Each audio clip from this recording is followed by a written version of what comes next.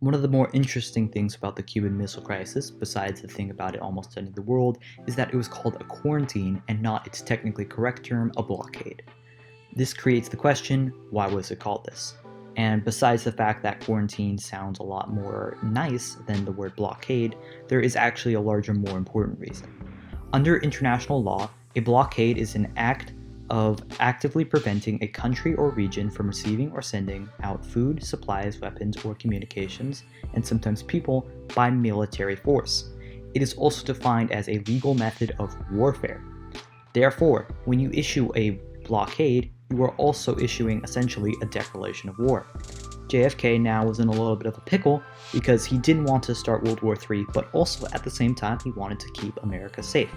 And so, in one of the greatest moves he made, he ended up choosing the benefits of both ideas by simply enforcing a blockade without calling it a blockade.